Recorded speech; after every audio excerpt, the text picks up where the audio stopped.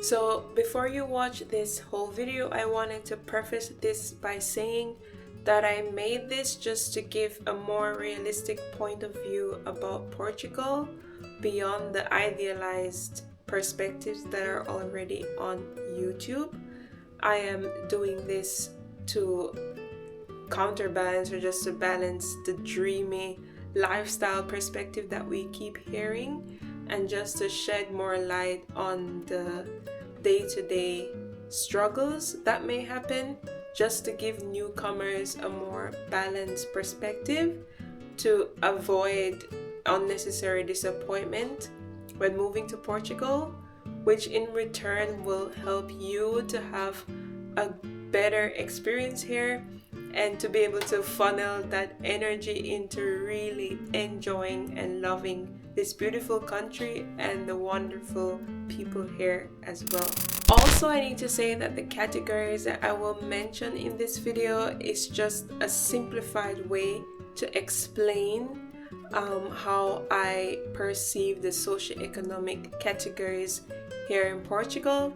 It's not to be used as defined labels because it's completely simplistic and it is very boxed in, but just for the purposes of this video, I just have different categories to expound on what I'm saying. This is solely just my opinion only, how I have seen things or how I see things as a non-Portuguese myself.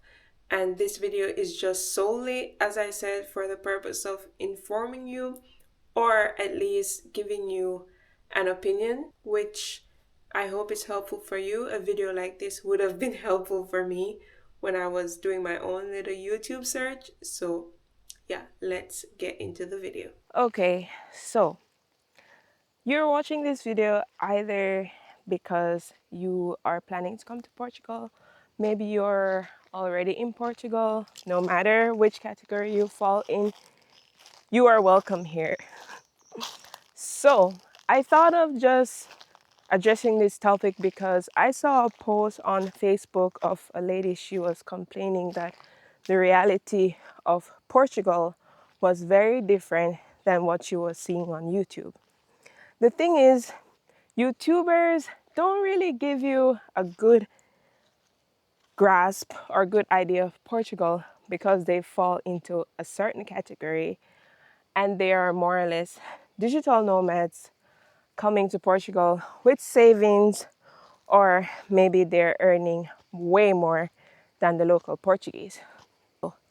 This is a video to once and for all finally give you a good idea of the reality of Portugal. So let's start with breaking things down for you. There are about 5 types of people in Portugal. The first one, I will label them as normal Portuguese people. These are people who they earn more or less minimum wage. They're the ones who are affected the most by inflation, rising costs, low wages, and they're the ones either still living in their parents' homes because they just can't afford to move out, or they are renting a room in a shared apartment.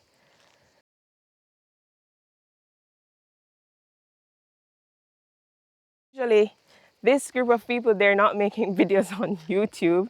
They're complaining about the system. They are hoping for some changes, and they are protesting in the streets. So as I said, they're not making videos and taking time to edit, these videos. The second group of people, and I would label this category as normal non-Portuguese.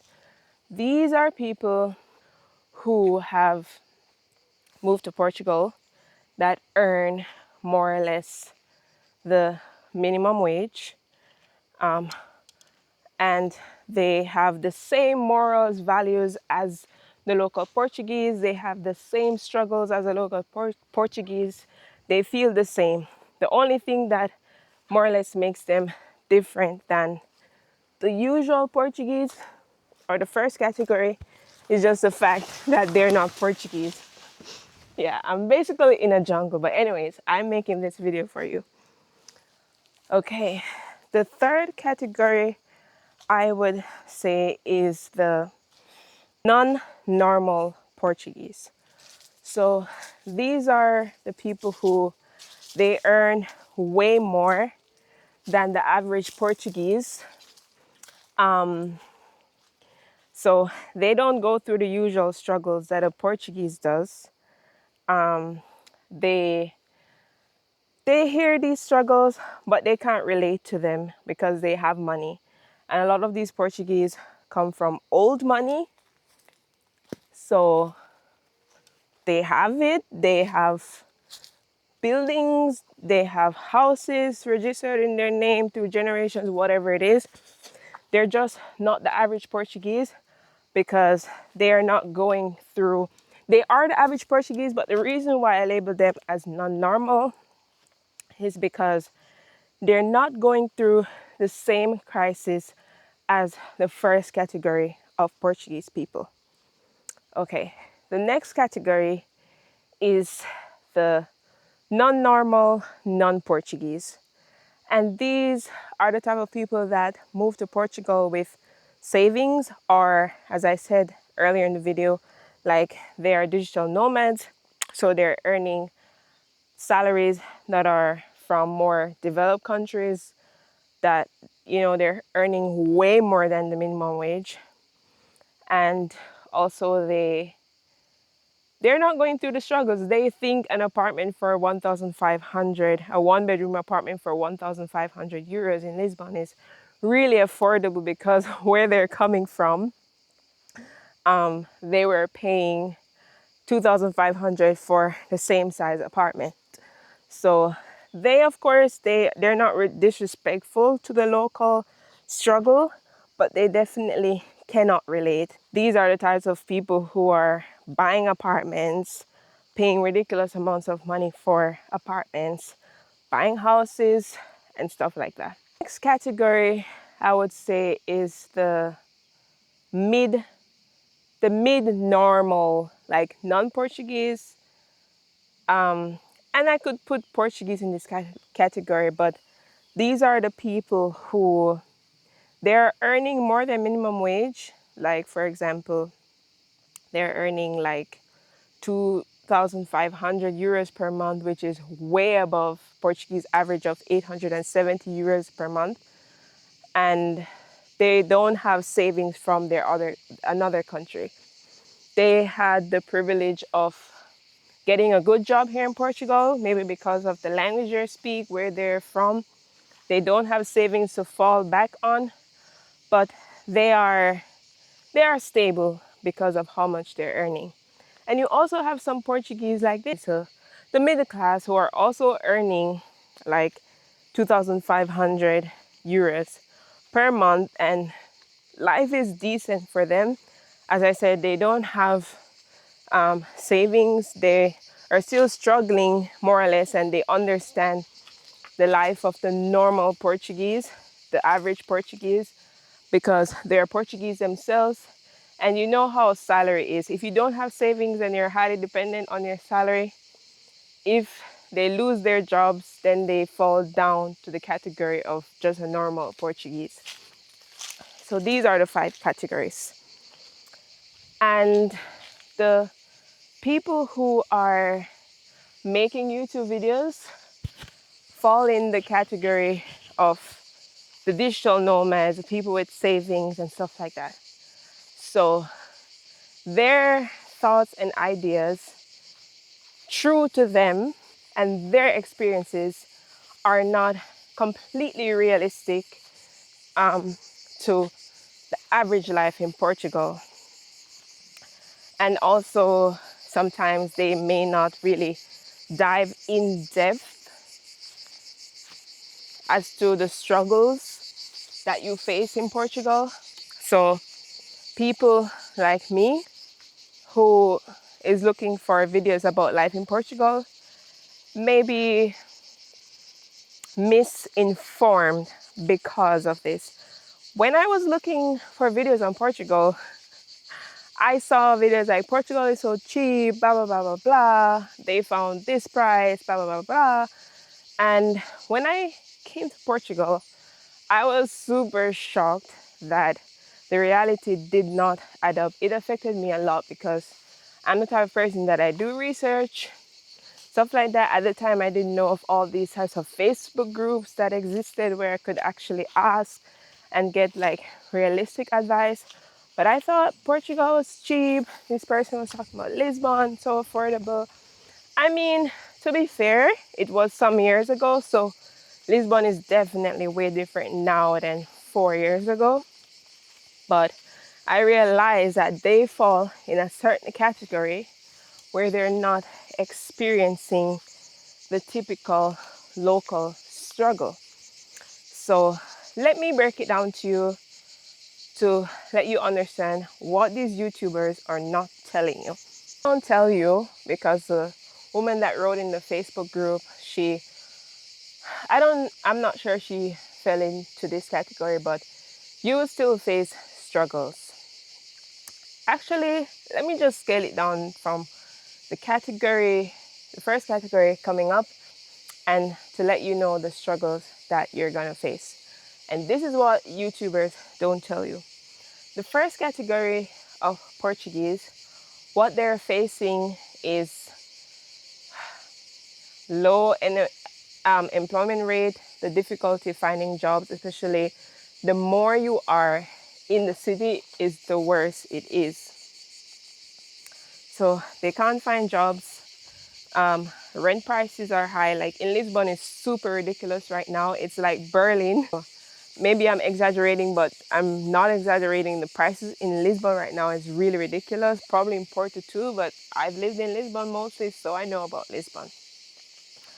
So they're struggling with the fact that they're almost 30. They cannot move out because they can't afford to move out. They cannot buy a home because they can't afford to buy a home. It's hard to find a job, and when they do, they're not earning enough to do anything. But in Jamaica, we say, yeah, live from hand to mouth, meaning you're living from paycheck to paycheck. That's the struggle right now. So the second category, same struggles like the Portuguese because they earn the same, living in the same places, but have the added stress of like belonging because you're not in your country, and also not living up to expectations of moving abroad. So when you move abroad, you expect a better life, and you come here struggling the same as the locals do, and it's just a harsh reality. And sometimes people struggle even more than the locals because you don't have family help. So the suffering is a little bit one step more. And let's add Portuguese bureaucracy because that complicates things as well. The third category of people, the next category is the Portuguese who they are they're earning um, they're earning more, um, but their struggles are different. Like I don't have proper insight into their thoughts, but I would say that they're struggling with seeing their nation kind of go under economically, because no matter how rich or poor you are, you want to stay in your country like everything is good. So for them, like maybe they are struggling with seeing their country go under.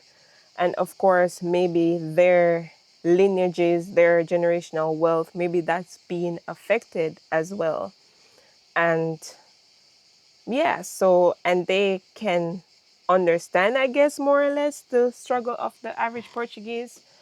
But I can't talk much on that. If you are a Portuguese in this category where you earn way more than average Portuguese, you have generational wealth, you can comment below so we can understand how you see the situation in Portugal.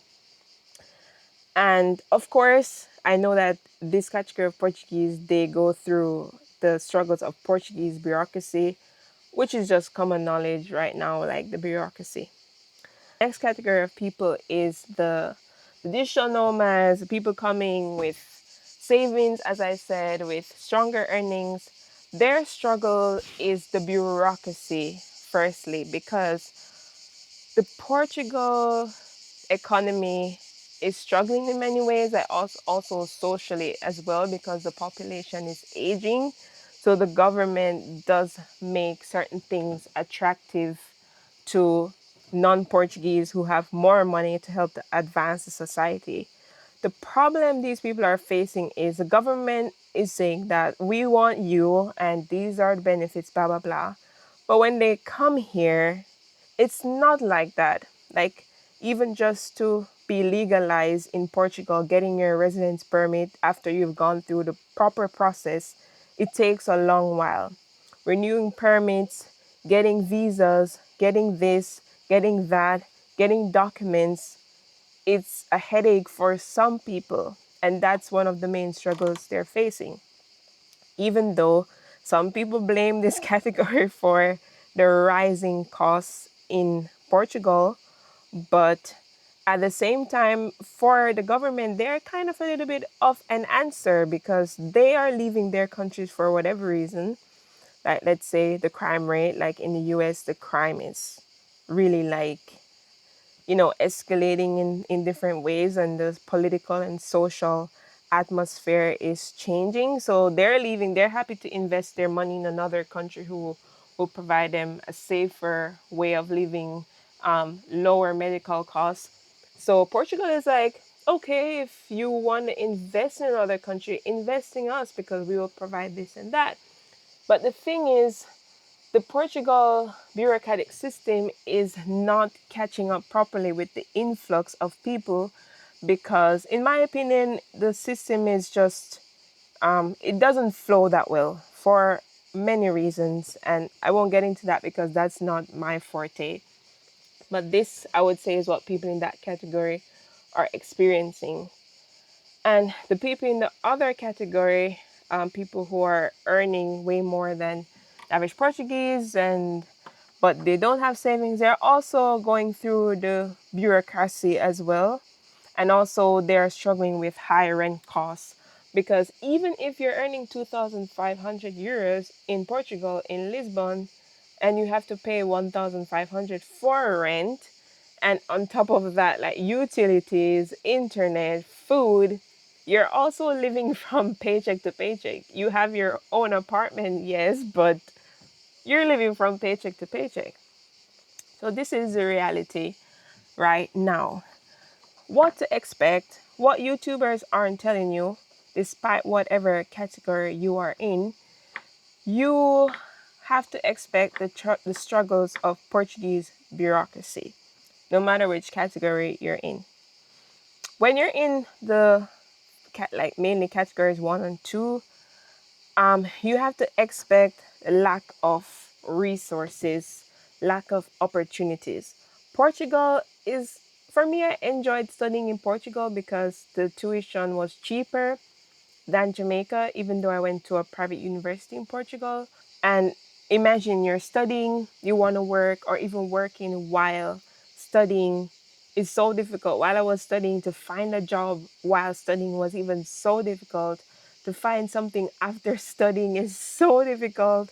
So you really have to weigh the pros and cons when you're moving to Portugal, when you're from these categories.